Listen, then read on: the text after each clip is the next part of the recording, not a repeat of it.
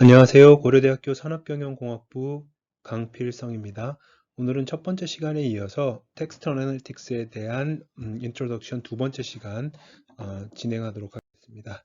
지난 시간에는 텍스트 어널리틱스에 대한 기초적인 내용들 그리고 응용 분야들 그 다음에 아주 개략적인 개괄적인 그 텍스트 어널리틱스의 프로세스를 설명을 드렸는데요. 이번 시간에는 각각의 텍스트 어널리틱스 프로세스에서 중요한 부분들이 어떤 부분인지에 대해서 조금 더 설명을 드리도록 하겠습니다.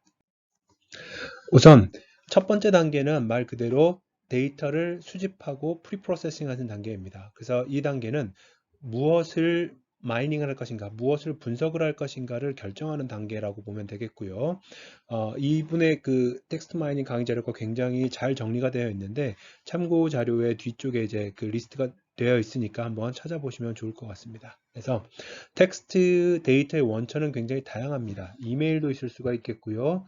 인스턴스 메시지나 블로그나 또는 뉴스 기사들 또는 뭐 리서치 페이퍼들 이런 부분들이 전부 다 텍스트 데이터 분석에 사용이 되는 원천 데이터라고 보시면 됩니다. 그래서 본인이 분석하고자 하는 목적이 무엇인지 그리고 그 목적에 걸맞는 데이터가 어디에 있는지 그 데이터를 합법적으로 뭐 API를 통해서 받을 수 있는지 또는 스크래핑을 해야 되는지 아니면 데이터베이스 자체를 연결을 시켜서 접속할 수 있는지 이런 부분들을 알아보는 단계라고 보시면 되겠습니다.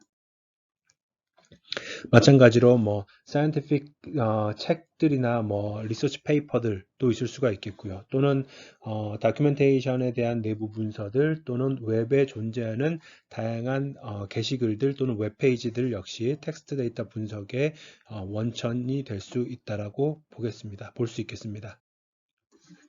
그래서 몇 가지 이제 뭐 이 최근에는 이제 리서치 측면에서 비즈니스 측면 말고 연구 관점에서 봤을 때는 내가 텍스트 데이터에 대한 분석 알고리즘을 개발을 했을 때 벤치마크 데이터 알고리즘들과 성능을 비교하고 내가 제안한 방법론들이 어떤 면에 있어서 더 우수한지를 입증하기 위해서는 다양한 오픈된 데이터셋, 공정한 비교를 할 수 있는 데이터셋이 있어야 됩니다. 그래서 몇 가지의 이 예시들을 리스트업을 했고요. 뭐 2018년에 공개된 뭐 25개의 NLP에 해당하는 가장 최적의 데이터셋이 무엇인지 그리고 이쪽에 보면 50여 개의 프리 머신러닝 데이터셋이라고 되어 있는데 여기에 NLP 관련된 데이터셋이 있고요. 여기서도 마찬가지로 마지막으로 가장 최근에 뭐 데이터들 중에서 25개 오픈 데이터셋들 중에서 데이터 사이언티스트가 알아야 될 것, 이 중에 NLP 관련된 데이터셋이 몇 가지가 있으니 참고를 해보시면 좋을 것 같습니다.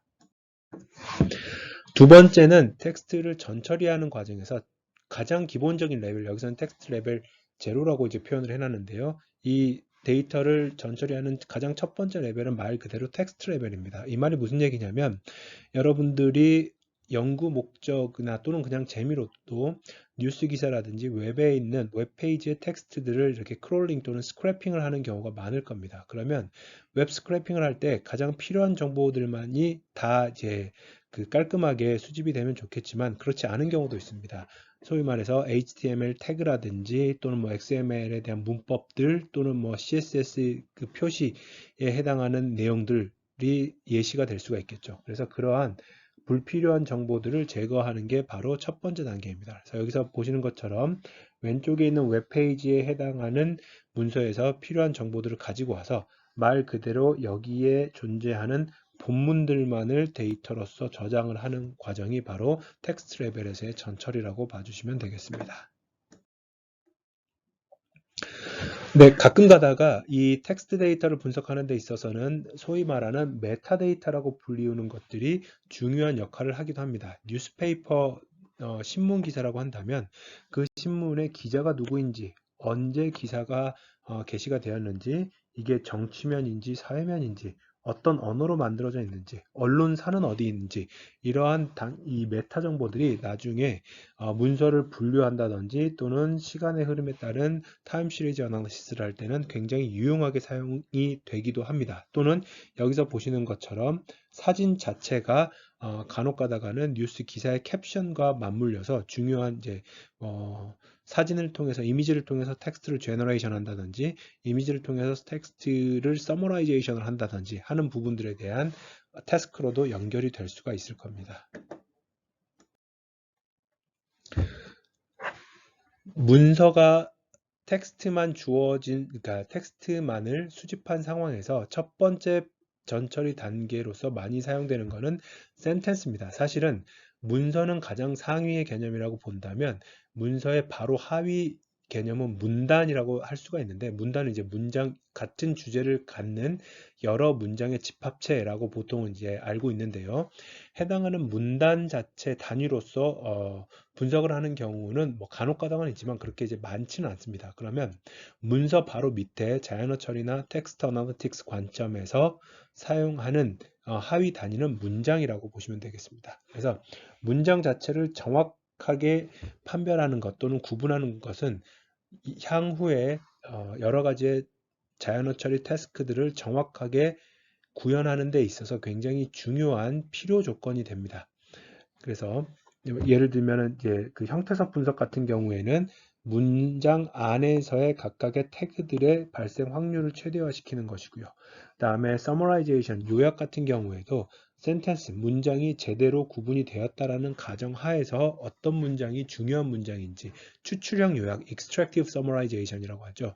여러 문장들로 구성된 하나의 문서에서부터 어떤 문장이 가장 중요한 문장인지 대표 문장을 선택하는 과업 같은 경우에는, 태스크 같은 경우에는 전제 자체가 요 센텐스 자체가 제대로 구분이 되어 있다라는 것을 기준으로 봅니다.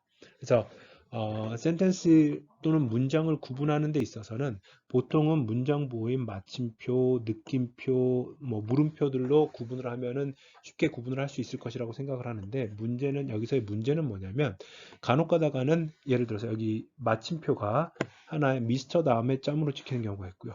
소수점으로 찍히는 경우가 있고 코퍼레이션 뒤에 약어로 찍히는 경우가 있습니다. 이러한 것들에 대해서는 마침표로 문장을 구분을 하게 되면 문장이 제대로 구분이 되지가 않을 겁니다. 또한 문장들은 이 어떤 쿼테이션 마크를 통해서 또는 인용 보호를 통해서 문장 안에 문장이 안겨져 있는 부분들도 있습니다. 이러한 것들을 전부 정확하게 구분해내는 것은 생각보다는 쉽지 않은 일이다. 이렇게 생각을 해주시면 됩니다. 여기에 대해서 오픈소스 한국어 처리기들의 문장 구분 기능을 테스트해놓은 웹페이지가 있습니다. 페이지 링크를 가서 한번 보시면 되겠고요. 여기 보시는 것처럼 하나의 문서로 여러 개의 문장들이 되어 있는, 구성이 되어 있고요. 여기서 보시면 회사 동료분들과 다녀왔는데 분위기도 좋고 음식도 맛있었어요 하고 마침표가 없습니다. 사실 그러나 이거는 한 문장으로서 구분이 돼야 되거든요. 여기서 보면 두 번째 문장으로 이렇게 구분이 돼야 되는데 오픈소스 한국어 처리기 또는 한나눔 같은 경우에는 이러한 문장들이 구분점, 마침표가 없기 때문에 구분이 되지 않는 문제점을 지금 보여주고 있습니다. 그래서 이러한 내용들에 대해서 이제 그 룰 베이스로 규칙을 한번 수행을 해보게 되면 여기에 있는 이 이제 위고라는 회사는 이제 제가 같이 협업을 하고 있는 인공지능 자연어 처리 관련된 룰 베이스 엔진을 보유한 회사입니다. 그러면 애트리에서 엑소브레인 프로젝트를 통해서 제공한 데이터셋이 있고요. 한국어 처리에 대한 데이터셋이 있고요. 그 데이터셋과 네이버에서 수집한 영화 리뷰 데이터셋을 합쳐서 전체 데이터에 대해서 문장 구분을 얼마나 할 수 있는지를 보면 코알라 NLP에서 만든 문장 분리기는 약 87.1% 모든 데이터에 대해서고요.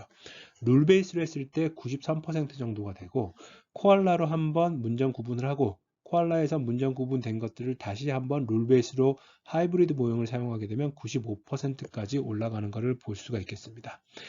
이 차이가 별거 아닌 것처럼 보일지라도 이 각각의 성능 향상이 이 뒤쪽에 다운스트림 태스크에 미치는 영향을 보게 되면 이 수치 자체가 적지만은 않다라는 것을 확인을 할 수가 있을 겁니다. 그리고 오픈소스가 가장 문제가 되는 부분이, 약점이 되는 부분이 뭐냐면 이 데이터인데요. 이 의미는 뭐냐면 애트리에서 제공한 엑소브레인 데이터셋에서 마침표를 전부 제거를 해서 하나의 문서로 만든 다음에 문장 분류를 시켜봤습니다. 그랬을 때 코알라 NLP 같은 경우에는 문장 부호에 굉장히 의존적인 부분이 있어서 약 23% 정도의 정확도밖에 나타나지 않는 반면에, 나타내지 못하는 반면에 룰 베이스 규칙으로 했을 때는 한 80% 정도, 이거를 합쳤을 때는 이제 80% 초반의 정확도를 나타내는 것을 볼 수가 있겠습니다. 어찌됐든지 간에 이 표를 통해서 전달하고자 하는 메시지는 뭐냐면, 문장을 구분하는 게 사람이 눈으로 읽어서는 굉장히 쉬운 것처럼 보이지만 그조차도 컴퓨터가 하기에는 상당히 어려운 태스크일 수 있다라는 것을 인지하는 거라고 보면 되겠습니다.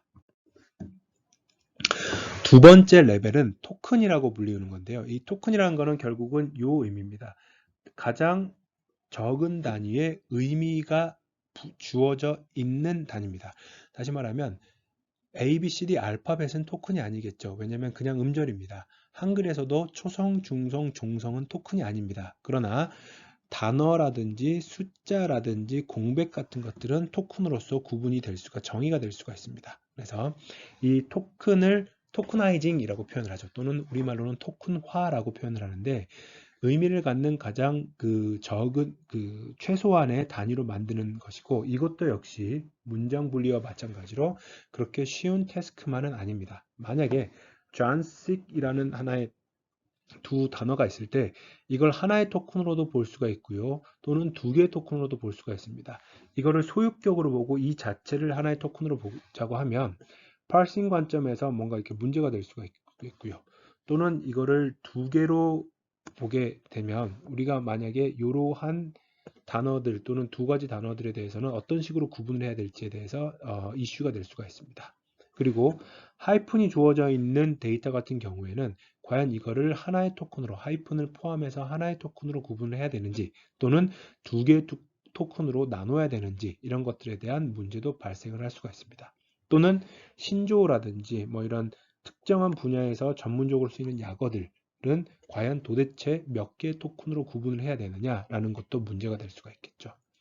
그리고 저는 이제 중국어를 잘 하지는 못합니다만은 중국어를 사용하시는 분들에 의하면 중국어 같은 경우에는 아예 띄어쓰기 자체가 거의 없습니다. 그러면 여기에서부터 어디서 이 단어를 구분을 하느냐에 따라서 완전히 문서에 또는 이 글의 전체적인 내용이 다 달라져 버린다라고 하더라고요. 그러면 이 공백이 없는 언어에서 어디에서부터 어디까지가 토큰인지를 잘라내는 것, 이것도 역시 그리 쉽지만은 않은 이 태스크라고 보시면 되겠습니다. 이해하면 되겠습니다. 그러나 어찌됐든지 간에 불완전할지라도 일관성 있는 토커나이제이션, 일관성 있는 토큰화 기능 자체는 이 다음에서 진행될 프로세스에서 매우 중요한 작업이다 라고 이해를 해주면 됩니다. 자, 그리고 이 토큰 관점에서 봤을 때는 이 파워 로우 디스트리뷰션 또는 몇 함수 법칙이라는 표현을 쓰는데, 여기에서 나오는 게 왼쪽 그림은 옥스퍼드 영영사전에서 가장 많이 등장하는 100개의 단어입니다. 여기서 보시면 더라든지 be라든지 to라든지 of, and 이런 뭐 관사 또는 비동사, 전치사들, 접속사들이 나타나는 것을 볼 수가 있겠고요. 여기에 있는 이 오른쪽 그림은 X축은 순위가 되겠고요. Y축은 빈도가 되겠습니다. 그리고 둘 다 로그 스케일입니다. 로그 스케일의 이 그림에서 순위가 커지면 커질수록 빈도가 줄어드는데, 이게 지금 직선으로 이렇게 줄어들고 있죠. 이거를 만약에 리니어 스케일로 표현을 하게 되면 이 리니어 스케일 상에서는 급격하게 줄어드는 이러한 형태의 그림이 나올 겁니다. 그러면 이 말은 무슨 얘기냐면, 사실은 여기에 있는 관사들 또는 전치사들을 보면 눈치를 챘다시피 is not true, 뭐가 true가 아니냐라고 하면 빈번하게 사용되는 단어가 더 중요하다라는 게 텍스트 어널리틱스에서는 틀리다라는 얘기입니다. 사실은 빈번하게 사용되는 단어일수록 관사나 전치사와 같이 문법적인 기능을 하되 의미 또는 시멘틱스 관점에서는 그렇게까지 중요하지 않을 가능성이 매우 높은 단어들입니다. 그래서 뒤쪽에서는 이제 이런 것들을 스탑워즈로 정의해서 최대한 차원수를 줄이기 위해서 제거하는 전략을 사용을 하기도 합니다. 방금 말씀드린 스탑워즈가 바로 이 얘기입니다. 단어인데 어떠한 분석 관점에서의 정보를 포함하지 않는 겁니다. 여기서 mainly functional role이라는 거는 이 스탑워즈 또는 관사는 분명히 특정 언어의, 영어에서 어나 언이나 더, 저도 여전히 헷갈립니다. 잘 못 쓰고요. 그런데 그 세 가지의 관사를 어떻게 쓰느냐에 따라서 문법적 기능이 또는 문장의 의미가 굉장히 미묘하게 달라지는데, 그러한 기능적인 역할을 수행을 하긴 하지만 그거를 제외한다고 해서 약간 어색하긴 해도 그 단어가 없다라고 또는 그 해당하는 토큰이 없다라고 해서 전체적인 의미를 완벽하게 잃어버리진 않습니다. 그래서 제한어 처리 관점에서는 영어에서는 이러한 단어들이 스탑워즈로서 사용이 되고요. 한국어 같은 경우에는 이런 어미들이 주로 사용이 됩니다. 스탑워즈를 제거를 하게 되면 문법적으로 완벽했던 문장이 문법적으로는 더 이상 그 논리적이지 않은 문장이 됩니다. 왼쪽을 보시면 여기에 있는 오리지널 텍스트에서의 and나 even이나 by나 with, on 이런 단어들이 여기서 전부 제거가 됐습니다. 그러면 왼쪽은 사람이 읽었을 때 자연스러운 문장이 되는 반면에 오른쪽은 더 이상 자연스럽지 않은 문장 또는 문서가 되게 됩니다. 그렇지만 핵심적인 어휘들은 살아있기 때문에 텍스트 어널리틱스 관점에서는 충분히 뭐 분류라든지 또는 군집화 관점에서 문제 없이 실행될 수 있는 데이터다라고 생각을 하면 되겠습니다. 텍스트 전 처리에서 토큰 관점에서 굉장히 고전적인 자연어 처리에서 중요하게 여겨졌던 부분 중에 하나는 뭐냐면 차원을 어떻게 하면 최대한 줄일 수 있을 것인가 였습니다. 그러면 차원을 줄인다라는 관점에서 봤을 때는 한글이나 영어 같은 경우에 똑같은 원형의 단어로부터 형태에 따라서 이렇게 파생되는 어휘가 다를 경우, 다시 말하면 품사가 달라질 경우에 또는 과거형이냐 현재형이냐 미래형이냐에 따라서 단어의 어떤 변화가 생겼을 경우에, 베리에이션이 생겼을 경우에 이를 하나의 베이직 폼으로 맞춰주는 작업이 굉장히 중요한 작업으로 여겨졌었습니다. 대표적인 과정이 스태밍이라고 불리우는 것과 렘마타이제이션이라고 불리우는 게 있는데요. 우선 첫 번째 스태밍 같은 경우에는 서로 다른 그 형태를 가지고 있는 단어들을 이 하나의 스템, 다시 말하면 정교한 normalized form으로 바꾸는 건데, 이 normalized form이라는 게 뭐냐면 각각의 단어들이 가지고 있는 가장 공통된 그 음절 또는 알파벳의 수가 긴 것을 의미를 합니다. 반면에 레마타이제이션 같은 경우에는 이 스태밍은 베이스 폼을 찾는 거라면 레마타이제이션은 이 해당하는 단어들이 가지고 있는 품사를 보존을 하면서 단어의 원형을 찾는 게 목적이라고 보면 됩니다. 자, 여기서 보시면 두 가지 예시를 한번 같이 보도록 하겠습니다.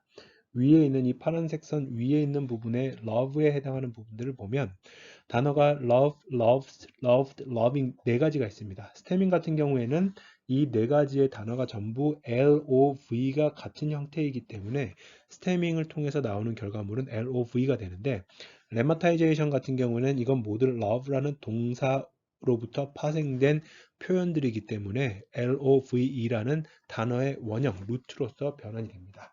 그러면 차이점, 그 다음에 두 번째 파트에 보면 이노베이션과 관련된 몇 가지 단어들이 있습니다. 그러면 명사형, 명사의 복수, 동사 원형, 3인칭 동사, 형용사 이렇게 다섯 가지의 변종들이 존재를 하는데, 스태밍을 하게 되면 INNOVAT까지가 모두 공통이기 때문에 이러한 형태로 스태밍이 됩니다. 반면에 레마타이제이션 같은 경우에는 상위 두 개, 첫 번째 두 개는 명사이기 때문에 이노베이션으로, 그 다음 두 개는 동사이기 때문에 innovate로, 그 다음에 마지막 것은 형용사이기 때문에 innovative로 레마타이션이 되게 됩니다. 그럼 둘 사이는 극명한 차이를 보이는데요.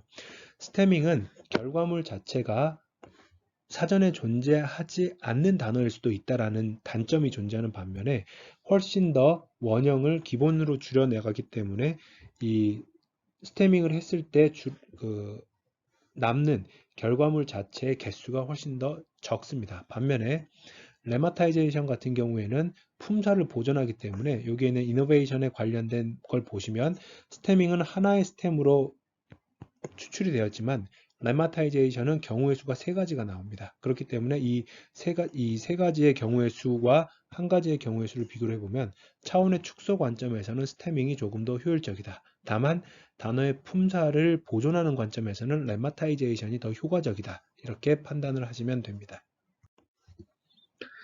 자, 여기까지가 간략한 데이터 전처리에 해당하는 내용이었고요. 다음 시간에 자연어 처리 관점에서 이 앞에서 설명했던 내용들을 조금 더 구체적으로 설명을 할 겁니다.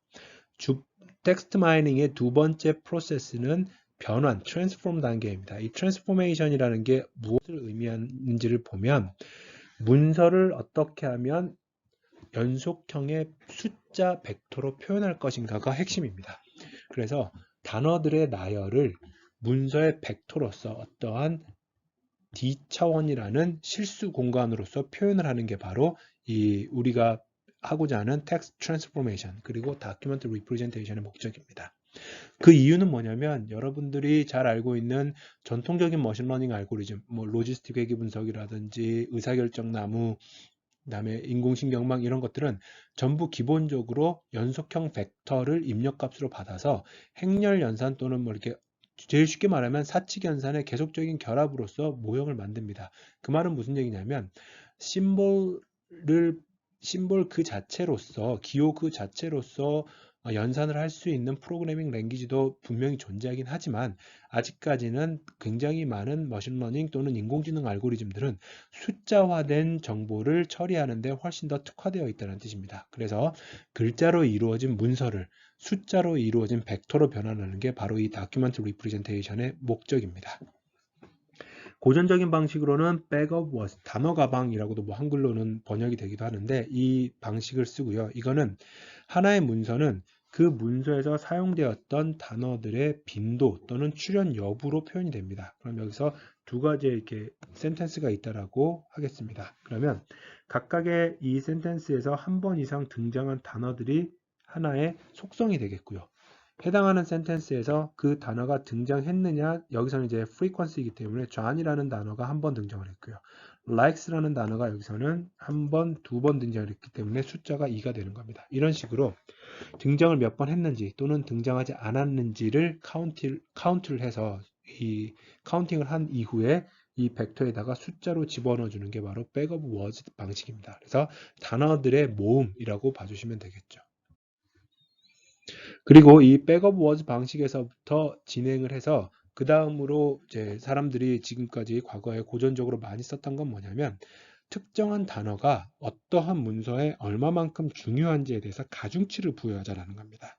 그래서 가중치를 부여하는 데 있어서 가장 대표적으로 사용이 되었던 게 바로 이 TF-IDF, Term Frequency and Inverse Document Frequency라는 표현이고요. 이제 우리말로 표현하면 문서 빈도, 단어 빈도, 영문서 빈도 이렇게 뭐 해석이 되기도 합니다. 그래서 이거는 두 가지의 텀의 결합입니다. 첫 번째 텀은 뭐냐면 TFW라는 거는 해당하는 이 단어가 W가 문서 다큐멘트에 몇 번이나 반복적으로 등장했느냐라는 것입니다. 일반적으로는 어떤 단어가 중요한 역할을 차지하려면 해당하는 문서에서 반복적으로 사용이 되었을 때 강조의 의미로서 중요하다 이렇게 판단을 할 수가 있겠고요. 두 번째로는 이건 이제 다큐멘트 프리퀀시 W는 요 W가 코퍼스 내에서 얼마나 많이 등장을 했느냐입니다. 이 말은 무슨 얘기냐면 관사 같은 경우에는 뭐 더라는 관사는 거의 모든 문서에 한 번 이상씩은 다 나타났을 겁니다. 그러면 더에 대한 THE에 대한 요 다큐멘트 인버스 다큐멘트 프리퀀시는 다큐멘트 프리퀀시 W가 n이 되기 때문에 n분의 n이 돼서 1이 될 것이고요. 그렇게 되면 로그를 씌우게 되면 로그 1은 0이 돼서 이 뒤쪽 파트가 0이 되는 상황이 돼버립니다. 그러면 아무리 더라는 단어가 해당하는 문서에 많이 나왔을지라도 텀 프리퀀시가 높을지라도 인버스 다큐멘트 프리퀀시가 0이기 때문에 해당하는 더라는 단어는 어떤 특정 문서에 줄 수 있는 중요도 또는 차지하는 중요도는 0에 가깝다고 보시면 되겠습니다. 이 두 가지를 표현을 하자면 단어 W가 문서 D에 중요하다라고 한다면 문서 D에서는 매우 자주 등장을 해야 되지만 코퍼스에는 최대한 조금 등장을 해서 뭔가 이 다큐멘트를 특징 지어줄 수 있어야지만이 이 TF-IDF 값이 커진다라고 생각을 하시면 되겠습니다. 그래서 이거는 총 이 7가지의 그 대본들에 대해서 해당하는 등장 인물들의 단순한 텀 프리퀀시가 바로 여기에 있는 위에 있는 부분이고요. 밑에 있는 부분은 이거를 TF-IDF로 연산을 했을 때 얼마나 각각의 단어들이 또는 등장인물들이 중요한지를 보여주는 예시입니다. 그래서 똑같은 시저 또는 뭐 카이사르라고 표현을 하죠. 이게 단순 빈도와 단순 빈도로 표현을 했을 때와 그렇지 않고 여기서 보시는 것처럼 TF-IDF 표현을 했을 때 어떻게 나타나는지 이 차이를 보시는 것도 굉장히 의미가 있다라고 생각합니다. 자, 그러면 이게 결국은 어떤 의미냐면요. 이 백업 워즈라는 거는 소위 말하는 원핫 리프레젠테이션을 기본으로 삼겠다라는 얘기입니다. 이 원핫 리프레젠테이션이라는 거는 특정한 하나의 단어를 표현하기 위해서 이 차원의 수는 결국은 이렇게 많이들 쓰는데요. V의 이제 절대값이어가지고 vocabulary의 size라고 표현을 합니다. 해당하는 언어가 가지고 있는 단어의 총수입니다. 그래서 해당하는 단어가 만약에 등장을 하면 그 부분에 대해서만 1의 값을 표현을 하고요. 나머지는 전부 0의 값을 표현을 합니다. 여기서도 마찬가지로 zebra라는 단어도 제일 마지막에 zebra에 해당하는 인덱스만 1의 값을 갖고요. 나머지 인덱스는 전부 0의 값을 갖는 게 바로 이 원핫 벡터 리프레젠테이션입니다. 이 원핫 리프레젠테이션의 가장 큰 단점은 뭐냐면 여기에 등장하는 이 표현입니다. 두 단어 사이에 유사성, similarity가 보존될 수가 없다. 이건 왜 그러냐면 이렇게 표현된 이 벡터들은 어떤 의미의 두 벡터들을 가지고서 내적을 해봐도 0이 나옵니다. 그러면 사실은 호텔이라는 단어와 모텔이라는 단어는 숙박 관점에서는 굉장히 유사하고 호텔과 캣은 유사하지 않은 단어일 텐데 이 둘은 조금 더 유사하고 이 둘은 유사하지 않음에도 불구하고 둘 사이를 내적을 시키면 그냥 전부 0이 나타나는 문제점이 발생을 합니다. 그래서 이제 여러분들은 거의 대부분 알겠지만 이게 나온 지가 10년 정도밖에 되지 않았습니다. 워드 벡터들을 분산 표상으로 표현을 하자. 우리말로는 분산 표상이고요. 영어로 표현을 하자면 distributed representation으로 표현을 하자. 그래서 단어를 n차원의 실수 공간상에다가 매핑을 해주는 방법론을 개발해 보자라는 게 워드 벡터의 의미였고요. 요 small n은 당연히 우리가 원하는 값은 요 vocabulary size보다 작아야 됩니다. 그래서 cat과 mat이라는 단어가 지금까지는 전부 다 0이고 cat에 해당하는 부분만 1의 값을 갖고 전부 다 0이고 mat에 해당하는 부분만 1의 값을 갖는 게 아니라 이 차원의 n차원의 벡터 공간상에서 각각의 이 변수들은 전부 실수값을 갖도록 표현을 하자라는 겁니다. 이렇게 만들어서 학습을 해봤더니 굉장히 재미있는 이제 특징이 나타났었는데요. 워드 벡터들 워투백에서 여기서 보시는 이 예시는 king이라는 단어와 queen이라는 단어가 벡터 공간상에 위치했을 때 이 둘 사이를 빼보면 man이라는 단어와 woman이라는 단어의 벡터 차이와 크기와 방향이 거의 비슷하다는 얘기입니다. 그러면 결국은 이 두 쌍의 언어들에서 차이는 king과 queen의 차이는 성별이고요. man과 woman의 차이도 성별입니다. 그 성별이라는 개념이 벡터의 크기와 방향으로서 표현이 될 수가 있다. 그러면 예를 들어 여기서 더 이상 woman이라는 단어가 없을지라도 우리는 이 단어가 이 해당하는 공간상에서 어디에 위치해야 되는지는 킹과 퀸과 맨이라는 세 가지의 단어의 조합을 통해서 만들어낼 수 있다라는 것을 의미합니다. 나머지 예시들도 마찬가지입니다. 뭐 단어들의 동사들의 tense를 이제 표현을 해주는 것 또는 특정 국가와 해당하는 국가의 수도를 연결시켜 줬을 때 완벽하게 일치하지는 않지만 그 둘 사이의 벡터 차이가 굉장히 유사하더라라는 것을 보여주는 예시입니다.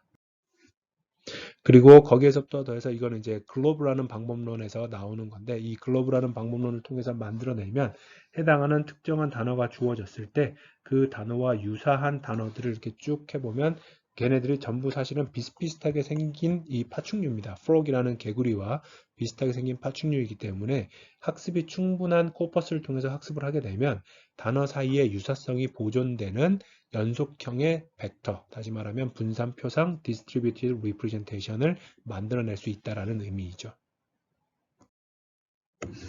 최근에는 이제 이걸 통해서 직접 다 만드는 게 아니라 pre-trained word model이라고 해서 이미 여러분들 잘 알고 있는 word2vec이나 또는 뭐 글로브나 fast text를 이제 많이 사용이 됐었고요. 거기에 한 발 더 나아가서 아예 랭귀지 모델 자체를 프리트레이닝 시키자. 그래서 엘모라든지 이따 강의에서 설명을 할 겁니다. GPT 계열의 방법론들, 그 다음에 버트 계열의 방법론들이 나와 있고요. 얘네들의 프리트레인드된 모델도 역시 배포가 돼 있어서 엔드 유저 입장에서는 from scratch로 처음부터 학습을 시키는 게 아니라 이미 충분히 많은 거대한 양의 코퍼스를 통해서 학습이 되어 있는 이 프리트레인드 랭귀지 모델 벡터들을 가지고 와다가 다운스트림 태스크, 다시 말하면 Natural Language Inference라든지 또는 뭐 문서 분류라든지 Sentiment Analysis 같은 것들에 적용을 할 수 있는 환경이 조성이 되어 있다라고 생각을 하면 되겠습니다. 자, 텍스트 어널리틱스의 세 번째 단계로서 Dimensionality Reduction, 차원 축소에 대해서 설명을 하도록 하겠습니다. 이제 차원 축소 관점에서는 크게 보면은 Feature Selection과 Feature Extraction이라는 개념이 있습니다. Feature Subset Selection이라는 것은 말 그대로 특정한 목적에 걸맞는 가장 최적의 변수 집합을 선택하는 겁니다. 그래서 선택한다라는 얘기는 뭐냐면 주어져 있는 변수들을 뭔가 가공을 하거나 변형시키지 않고 그 변수들 중에 무엇이 중요하고 무엇이 중요하지 않을 것인지를 판단을 해서 거기에서부터 의미 있는 또는 다운스트림 태스크에 유용한 변수들, 여기서 이제 보통은 이제 단어 단위 또는 토큰 단위가 되겠는데 토큰들을 선택적으로 사용을 하겠다는 얘기입니다. 그래서 제일 이제 예로서 한번 말씀을 드리면 만약에 어떤 슈퍼바이즈 러닝 데스크에서 문서를 분류 또는 뭐 긍부정, 감성 분석을 한다라고 해보겠습니다. 그러면 어떠한 단어들은 긍정인 문서들에 대해서는 굉장히 자주 사용이 되지만 특정 단어들은 긍정인 문서에서는 사용이 되지 않고 부정인 문서에서들만 많이 나타나는 경우가 있을 겁니다. 영화 리뷰 같은 경우에는 예를 들어 핵노잼이라는 단어는 긍정에서는 거의 나타나지 않고 부정에서만 많이 나타납니다. 그러면 이 information gain이라는 이 수식을 가지고 산출을 해보면 핵노잼이라는 단어는 이 information gain 값이 클 것이고요. 그 말은 그 단어가 출현했을 때는 부정일 가능성이 매우 높고 출현하지 않았을 때는 긍정일 가능성이 높다는 뜻입니다. 반면에 영화라는 단어는 영화 리뷰 데이터에서는 어느 쪽 긍정이든 부정이든 매우 많이 빈번하게 등장할 가능성이 높습니다. 그러면 해당하는 단어는 information gain이 작은 경우가 되겠죠. 이러한 방식으로 주어져 있는 수식들을 또는 이러한 산출식들을 이용을 해서 어떤 토큰들 또는 어떤 단어들이 우리가 원하는 태스크에 유의미한지 유의미하지 않은지를 판별하는 게 바로 Feature Subset Selection의 개념입니다. 반면에 Feature Subset Extraction이라는 개념은 여기서 Selection과 Extraction의 의미를 잘 차이를 이해를 해야 되는데요. Selection은 말 그대로 선택하는 것이고요. Extraction은 주어진 데이터로부터 새로운 변수들을 추출하는 것을 의미합니다. 또는 구축하거나 생성하는 거라고도 봐도 됩니다. 단 거기에서의 가장 기본적인 요건은 주어진 데이터의 차원이 D라고 했을 때 Extraction이 후에 D'은 반드시 원래 차원보다 작아야 됩니다. 그래야지만이 차원을 축소한다라는 개념에 부합하는 어떤 결과물이 되겠죠. 그래서 핵심은 여기 나와 있는 것처럼 데이터가 가지고 있는 오리지널 데이터가 가지고 있는 정보는 최대한 보존을 하면서 훨씬 더 적은 수의 데이터셋을 생성하는 것, 구축하는 것이 바로 Feature Subset Extraction의 개념이 되겠습니다. 대표적인 것으로서 잠재 의미 분석이라고 불리는 Latent Semantic Analysis 또는 Latent Semantic Indexing이라고 하는 방법론을 사용을 하기도 하는데 이 방법론은 쉽게 생각해서 요 하나의 어떤 매트릭스를 이렇게 이 세 개의 매트릭스로 디컴포즈를 한 뒤에 주어진 이 단어들 또는 주어진 문서들을 가지고 디컴포즈를 한 이후에 이 중에서 두 개의 매트릭스만을 가져다가 차원을 축소하는 개념입니다. 이거는 LSA하고 LSI 방법론을 설명을 할 때 매우 자세히 설명을 할 예정이라서 지금 여기서는 이러한 방법론을 사용한다라는 용어만 언급하고 넘어가도록 하겠습니다. 그래서 SVD가 또는 이제 Latent Semantic Indexing이 텍스트 어널리틱스나 텍스트 마이닝에서 사용되는 관점을 간단하게만 보면 이런 겁니다. M개 텀을 가지고 있고 N개 다큐먼트를 가지고 있는 코퍼스가 존재한다고 하면 이 코퍼스는 U라는 매트릭스와 시그마라는 다이아고널 매트릭스와 V라는 매트릭 세 가지로 디컴포즈가 될 수가 있습니다. 근데 이 시그마의 다이아고널의 값들은 각각의 U와 V에 해당하는 대응하는 이 컬럼들이 얼마만큼 중요한가를 가지고 있는 표현해주는 싱글러 밸류라고 볼 수가 있는데, 그렇다면 전체 모든 R 차원을 사용하지 않고 R보다 적은 K개의 차원만을 사용을 해서도 이 데이터를 재구축, 리컨스트럭션을 할 수 있다라고 얘기를 할 수가 있습니다. 그러면 이 K 차원으로 표현된 데이터를 가지고 나중에 적절한 이제 그 연산을 통해서 원래 차원이 M 차원인 것을 K 차원으로 다큐멘트를 바꿀 수도 있고요. 또는 반대로 텀 관점에서는 N 차원으로 표현되어 있는데 이 텀 관점에서 N 차원의 데이터를 K 차원으로도 바꿔줄 수 있는, 다시 말하면 문서를 축약하는 데도 사용이 되기도 하고 단어를 축약하는 데 사용이 되기도 하는 방법론입니다. 구체적인 내용은 이 해당하는 파트에서 설명을 하도록 하겠습니다. 여기도 이제 예시이기 때문에 이거는 넘어가도록 하겠습니다. 이그젬플을 보면 이게 이 NSF, 미국의 NSF에서 펀딩을 받은 총 4만여 개의 리서치 프로젝트들에 대한 앱스트랙트입니다. 그러니까 초록이라고 보시면 되겠습니다. 과거 1990년도부터 2003년도까지 13년, 14년간의 이제 데이터고요. 이 중에서 각각의 이제 SVD 축에 대해서 가장 긍정적인 영향을 미치는, 그러니까 이 단어들이 등장했을 때는 SVD의 값이 증가를 하고 해당하는 단어가 등장을 했을 때 SVD의 값이 감소하는 단어들을 봤을 때 이러한 표처럼 나타난다라는 걸 이렇게 하나의 예시로 지금 보여주고 있는 사례입니다. 이거를 2차원상의 두 축으로 SVD의 원축과 SVD의 투축으로 표현을 했을 때 이 각각의 점들은 하나하나의 초록이라고 보면 되겠고요. 해당하는 초록들이 주로 가지고 있는 단어들이 무엇이냐가 여기서 이렇게 색상으로 표시된 이러한 핵심 어휘들이 되겠습니다. 피처를 익스트랙션 하는 관점에서 사용될 수 있는 것 중에 하나가 바로 토픽 모델링이기도 합니다. 토픽 모델링의 원래 목적은 unsupervised learning 관점에서 문서 집합, 코퍼스를 관통하고 있는 주요 주제를 판별을 하고요. 그 주요 주제가 두 가지의 이제 결과물로 나타납니다. 첫 번째는 뭐냐면 해당하는 주제들은 각각의 문서들에 대해서 얼마만큼의 비중을 갖고 있을 것인가, 요거를 이제 찾아낼 수가 있겠고요. 문서별로 주제의 비중입니다. 두 번째는 각각의 주제별로, 토픽별로 단어들이 얼마만큼 발생 빈도를 가지고 있을 수 있을 것인가, 이쪽에 해당하는 토픽별로 주요 핵심 키워드가 무엇인지를 찾아낼 수가 있습니다. 그러면 이 두 가지의 아웃풋들 중에서 전자를 쓰겠다는 얘기죠. 전자를 쓰게 되면 다큐먼트는 K개의 토픽을 차원수로 갖는 K차원의 연속형의 벡터로서 표현을 할 수가 있고, 이게 바로 피처 익스트랙터의 역할을 하기도 합니다. 그래서 여기서 보시는 것처럼 다시 한번 정리를 하자면 토픽 모델링을 통해서 나오는 아웃풋, LDA에 대한 부분들은 다시 해당하는 내용이 나올 때 자세히 설명을 하겠습니다. 토픽 다큐먼트, per document topic proportion이라는 거는 하나하나의 다큐먼트들에 대해서 토픽들이 얼마만큼의 비중을 차지하고 있는가. 그래서 이 데이터는 로우에 해당하는 행의 합이 항상 1이 되게 됩니다. 왜냐하면 한 문서에 존재하는 토픽들의 비중의 합이기 때문에.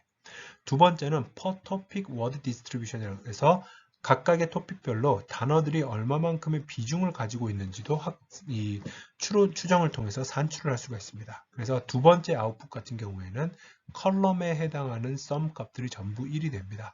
하나의 토픽의 단어들의 비중을 나타내는 부분이기 때문에 그렇습니다. 피처 익스트랙터의 관점에서는 무엇을 쓰겠다는 얘기냐면 이것을 쓰겠다는 얘기입니다. 한 문서는 토픽들의 비중의 표현으로서 K개의 K차원의 실수값으로 표현이 될 수 있다라는 것을 보여주는 부분입니다. 최근에는 이제 피처 익스트랙션 관점에서 워투백을 확장시킨 다큐먼트 투 벡터, 그래서 닥투백이라고 표현을 하지요. 각각의 단어 차원이 아닌 다큐먼트 차원에서 디스트리뷰티브 리프레젠테이션을 만들어내는 것도 자주 사용이 되고 있는 상황입니다. 여기서 보는 것처럼 워투백 같은 경우에는 특정한 단어들에 해당하는 임베딩 값을 찾았다라고 한다면 여기서는 paragraph id라는 것을 넣어가지고요. 뭐 distributed memory 또는 debow라는 방식을 통해서 해당하는 문서 아이디가 어떤 단어와 똑같은 차원으로 여기서 보시는 것처럼 임베딩이 됩니다. 그래서 이 임베딩된 벡터를 학습을 시키면 문서와 단어가 동일한 차원의 공간상에 이렇게 표현이 될 수 있는 학습 기법이라고 볼 수 있겠습니다. 마지막 단계, 텍스트 어널리틱스의 마지막 네 번째 단계는 다운스트림 태스크, 우리가 원하는 최종적인 태스크를 학습을 하고 평가를 하는 단계입니다.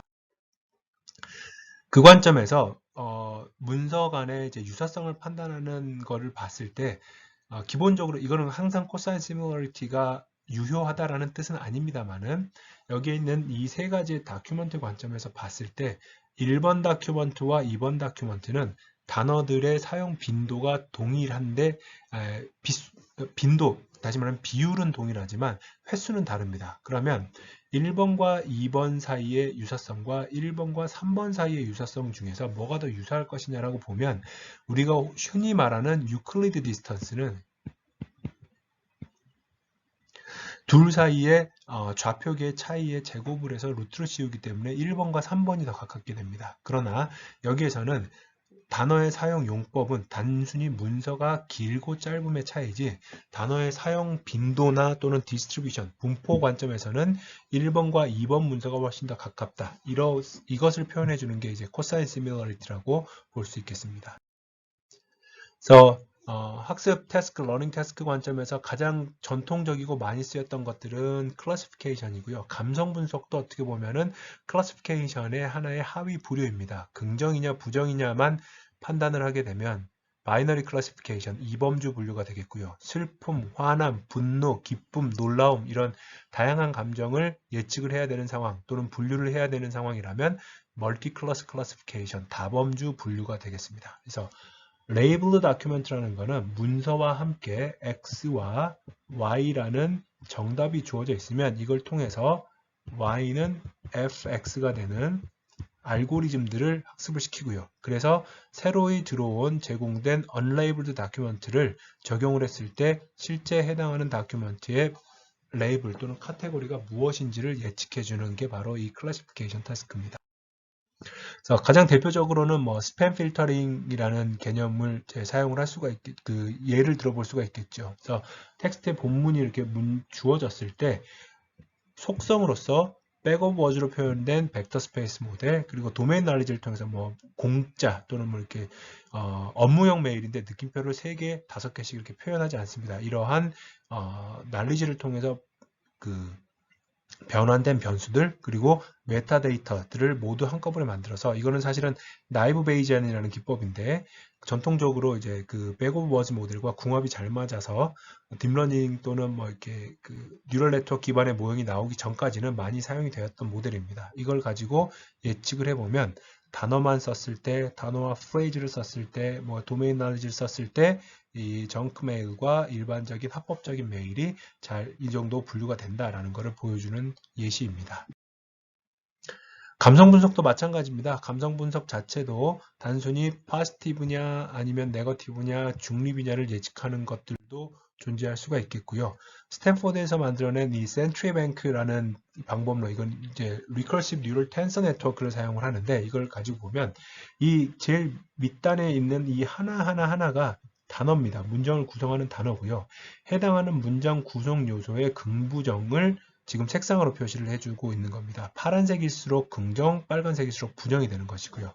그것들이 각각이 이 신텍스상에서 파싱이 된 상황 하에서 구문 분석이 되었을 때 각각이 이렇게 올라오면서 최종적인 문장 관점에서는 긍정인지 부정인지를 예측을 해주는 하나의 example입니다.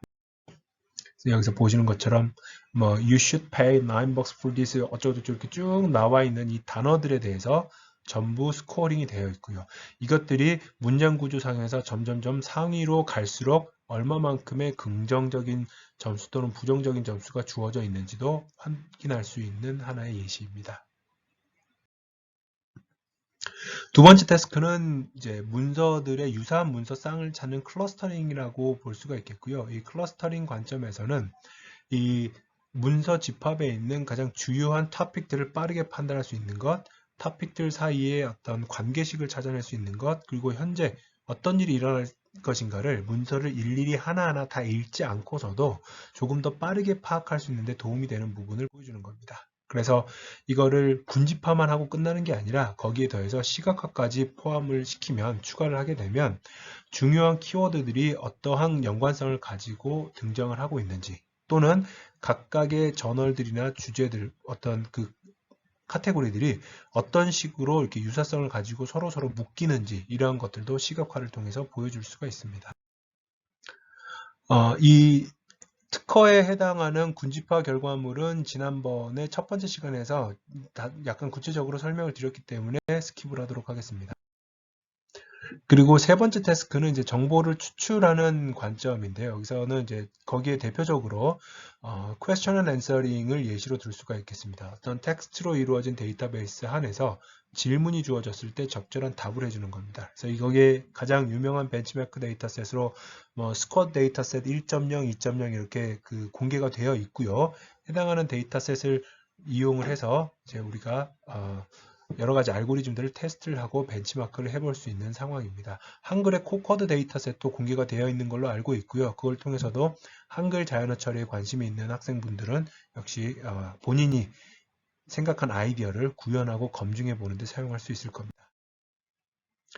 그리고 토픽 모델링은 아까는 이제 피처 익스트랙션 관점에서 설명을 드렸지만, 전반적인 코퍼스에서 어떠한 주제들이 대다수를 차지하고 있고 그 주제들이 시간의 흐름에 따라서 어떻게 변하고 있는지를 설명해 주는 관점에서 봤을 때는 역시 정보를 추출하고 요약하는, 그리고 이해하는, 전체 문서의 집합을 이해하는 도구로서 사용이 될 수도 있다라고 이해를 하면 좋을 것 같습니다. 그래서 LDA에 해당하는 부분들은 해당하는 이 토픽 모델링 챕터에서 구체적으로 알고리즘을 설명을 드릴 테니까요. 이 페이지는 그냥 개념상 참고 삼아서 한번 보면 좋을 것 같습니다. 자, 여기까지 해서 두 번째 시간을 마치고요. 다음 시간부터는 각각의 이 자연어 처리부터 시작해서 구체적인 방법론들에 대해서 설명을 드리도록 하겠습니다.